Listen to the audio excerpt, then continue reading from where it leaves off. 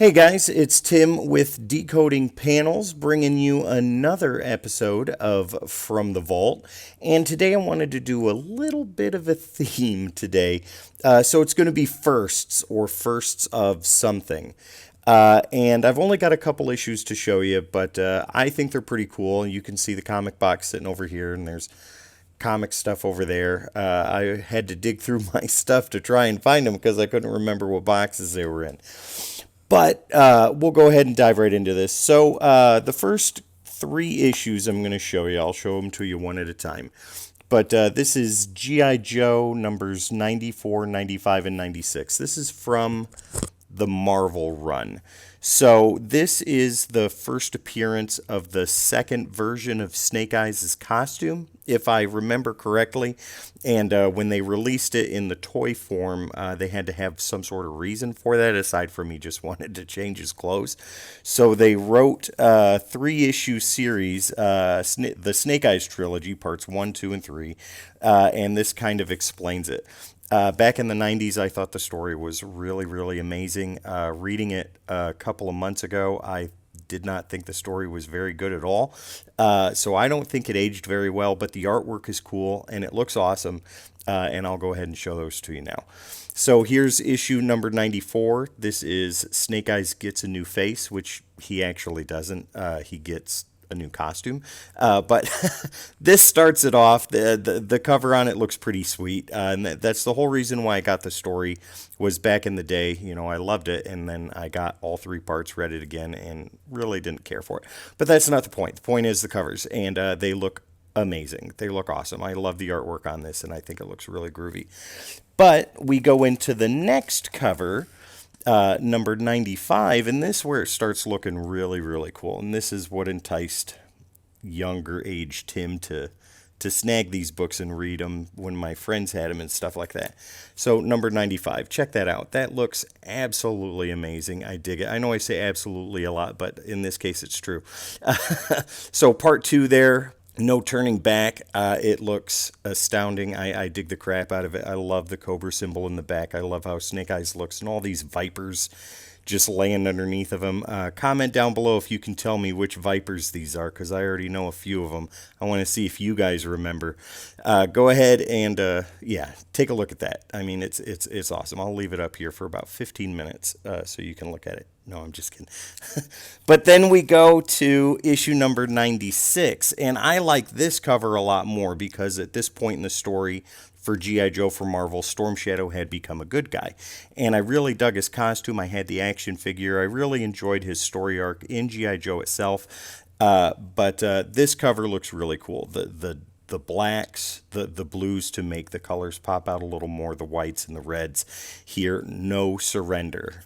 So look at that. I dig that, man. That just looks so awesome. And that was the cool thing about G.I. Joe covers back in the day.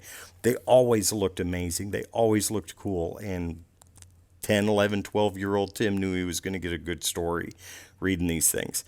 So, yeah, that looks super fantastic. Really dig it.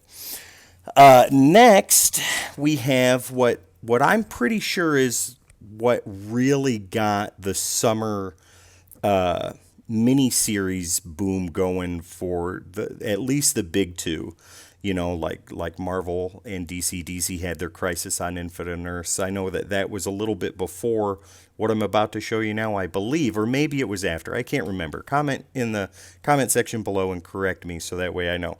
But this is Marvel Superheroes Secret Wars number 1, the first in a 12-issue limited series. And yeah, this was the big event of the year when that came out, and I mean you can't go wrong with this. The trade's been reprinted countless times. This issue itself has been reprinted and retold countless times. And the cool thing about this one is this is the one that has the Galactus printer error in it. So it's a blue Galactus instead of purple and blue Galactus, which I think is kind of cool. I really dig that. But this is, you know, what I think of when I think of the summer blockbuster for comic books. You know, this is the one that got it started. Shooter And we all know the reason why. It was to sell toys, and that's exactly what it did. But they needed a reason for that, and that's what this was. And it blew our collective minds. It still does, and it blew our minds so much that when Marvel combined the Ultimate Universe and the 616 universe and basically erased the multiverse only to start doing it back over again. What was the big event for that? Secret Wars, right? Okay, and Battle World was the whole thing, which is exactly where these guys were. So the history and the legacy of this still lasts even today, and I think that's really cool, and I dig that a lot. But yeah, super awesome. And then, because Venom, Let There Be Carnage has come out, and I have not seen it yet, but I've heard polarized views on it. I've heard some people say it's a horrendous piece of garbage, and I've heard other people say it's just as good as the first or better. And if you love Venom, then you'll love this movie. And Woody Harrelson was amazing. I'm going to go see it this weekend, so no spoilers, please.